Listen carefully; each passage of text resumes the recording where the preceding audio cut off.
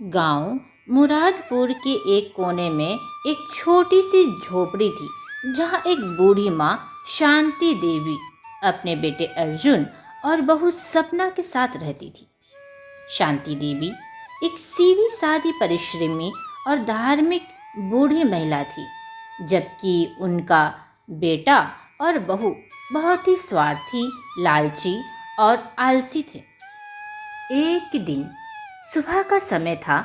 शांति देवी आंगन में झाड़ू लगा रही थी। हे प्रभु, हे भगवान, आज भी सबके जीवन में आप सुख और शांति दीजिएगा। पर हे प्रभु, मेरे बेटे और बहू के मन में लालच और क्रोध निकाल दीजिए, कृपा कीजिए। तभी गुस्से से बहू निकल कर आई और अम्मा से कहती है, अरे अम्मा, ये हर सुबह सवेरे झाड़ू लगाने की आवाज से मेरी नींद खराब हो जाती है। कोई सलीका नहीं है। इतनी बूढ़ी हो गई हो और तब भी ये सारे काम करती हो। मेरी नींद क्यों खराब की तुमने? अरे बहू, सुबह सुबह साफ सफाई करना अच्छी बात है और तुम्हें नींद चाहिए तो रात को जल्दी सो जाया करो ना। मैं बूढ़ी हो गई हूँ, मेरी नींद कम हो गई है, इसलिए सुबह सवेरे जल्दी उठ जाती हूँ और तुम तो हर रोज 12 बजे उठती हो। अरे बुढ़िया, मुझसे जवान लड़ाती है। देख लेना, तुम्हारे बेटे को बोलूंगी, फिर तुमको पता चलेगा। तभी अर्जुन घर के बाहर आता है और कहता है, अरे क्या बात है भगवान, फिर क्या हो गया सुबह सुबह? अरे, आपकी माँ ने मेरी नींद खराब कर दी। मैं तो तंग आ चुकी हूँ। अब और नहीं सहा जाता। घर में ना चैन है ना सुकून।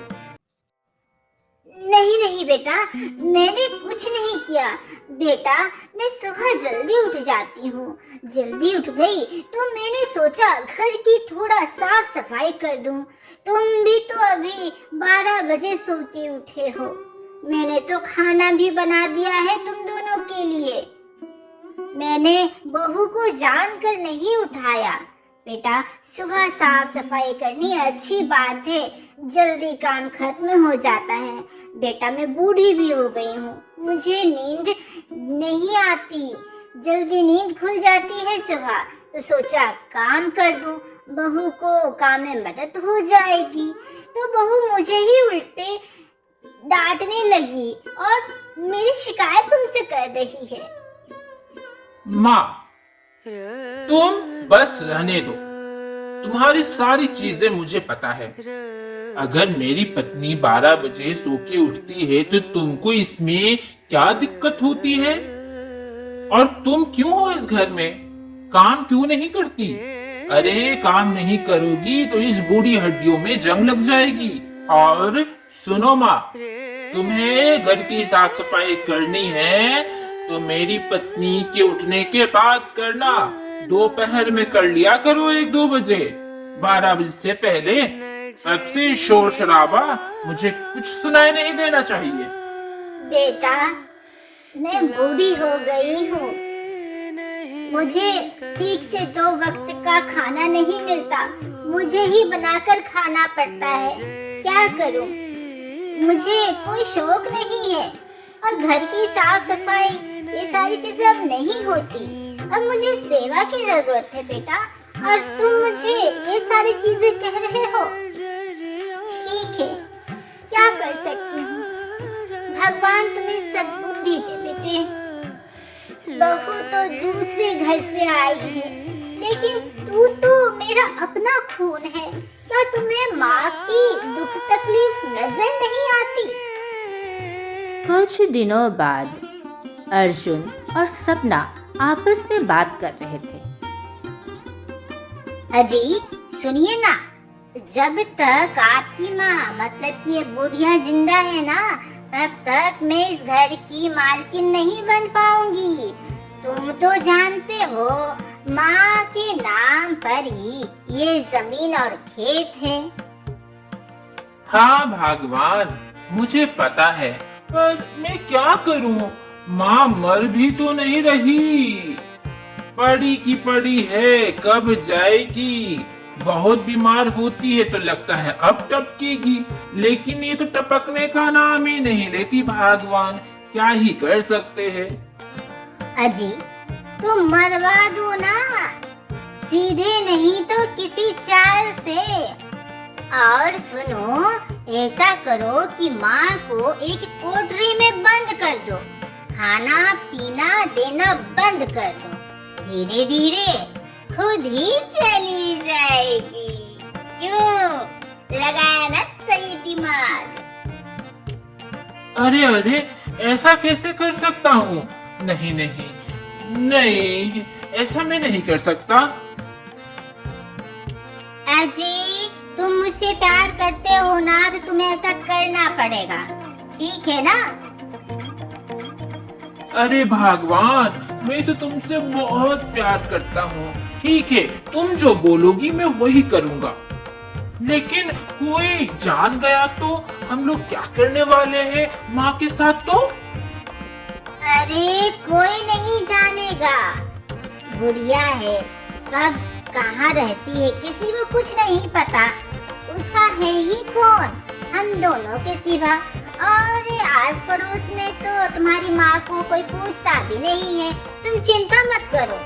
एक दिन मौका पाकर बहू बेटे ने माँ को घर के एक कोने में अंधेरी कोठरी में बंद कर दिया। खाने को सूखी रोटी भी नहीं देते।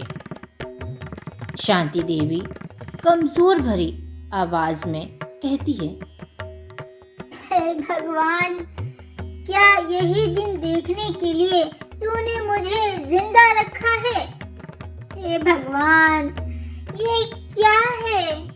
मुझे तो विश्वास ही नहीं हो रहा कि मेरे अपने बेटे और बहू ने मुझे कोठरी में बंद कर दिया है और मैं भूख से तड़प रही हूँ। एक गिलास पानी भी किसी ने नहीं दिया। आखिर ये लोग क्या चाहते हैं? मैं तो मर जाऊंगी। ऐसे बेटे और बहू भगवान आपने मुझे दिए। माँ कमरे के अंदर से ही आवाज देती है और कहती है, बेटा अर्जुन, बेटा अर्जुन।